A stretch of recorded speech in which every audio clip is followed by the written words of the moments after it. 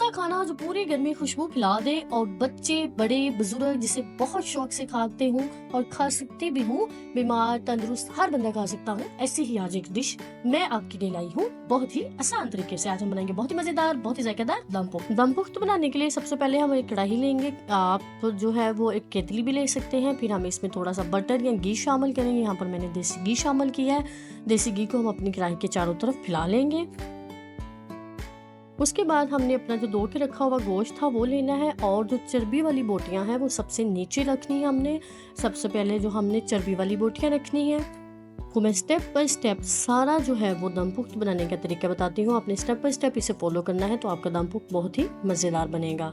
चर्बी वाली बोटियों को रखने के बाद हमने इसके ऊपर आलू रखने हैं। आलू यहाँ पर मैंने कुछ छील लिए हैं और कुछ मैंने नहीं छीले। आपकी अपनी प्रेफरेंस है, या तो आप छील लें या आप ना छीलें। तो आलू जो है वो हमने दरमियान से काट लेनी है और इनको हमने अपने गोश्त के ऊपर रख देना है। रखने के बाद हमने अपनी जो गोल बोटियां हैं वो जो है वो एक एक करके इसके ऊपर ऐसे रख देनी है। क्योंकि हमने एक ही जगह पे नहीं रखना बल्कि उससे हमने सारी कढ़ाई में ऐसे फैला के रखना है। और फिर हमने लास्ट में हमने इसके ऊपर हड्डी वाली बोटियां रखनी है।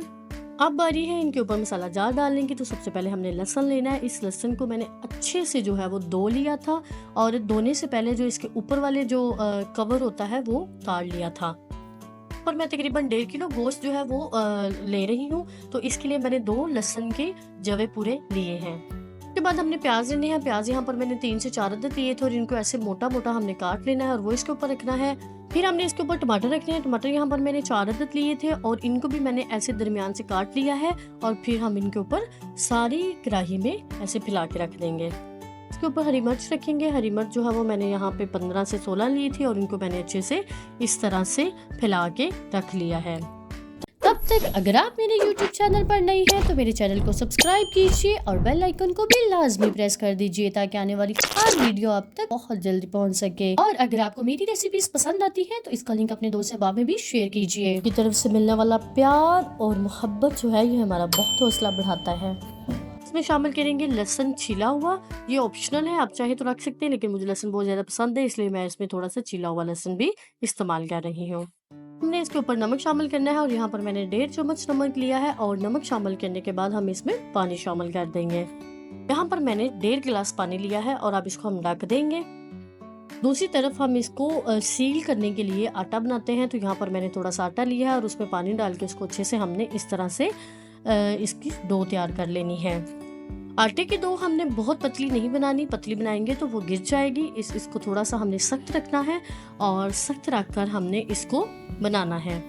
अगर आपका आटा पतला हो गया तो इसमें आप थोड़ा सा खुश्क और शामिल करके, खुश्क आटा शामिल करके आप इसको सख्त कर सकते हैं।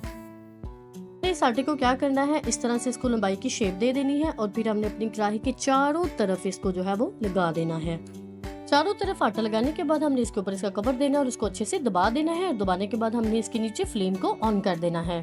तो फ्लेम हमने इसकी पहले जो है वो तकरीबन आधा घंटा मीडियम फ्लेम रखनी है और बाद में जो हमने इसको बहुत लो फ्लेम पे पकाना है। दम वाली आंच पे इसको रखे रहना देना है और तकरीबन 2 से 2.5 घंटे में हमारा जो दम पुख्त है वो बनकर बिल्कुल तैयार हो जाएगा।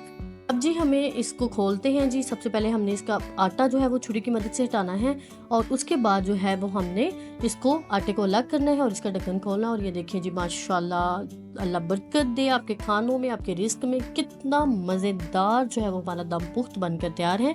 इसको डिश आउट करते हैं। बहुत मजेदार जी है वो हमारा सालन बनकर तैयार है और इसकी खुशबू पूरे घर में फैली हुई है। तो मैं इसको चावलों के साथ सर्विंग आपको दिखा रही हूँ। आप चाहे तो इसको रोटी के साथ भी खा सकते हैं और इसको बगैर किसी चीज के भी खाया जा सकता है। ये बहुत मजे का लगता है। आप भी अपने घर में इसे जरूर बनाइएगा और हमें कमेंट सेक्शन में बताइएगा कि आपको हमारी रेसिपी कैसी लगी। मिलते हैं एक नई वीडियो में एक नई रेसिपी के साथ। अल्लाह हाफिज।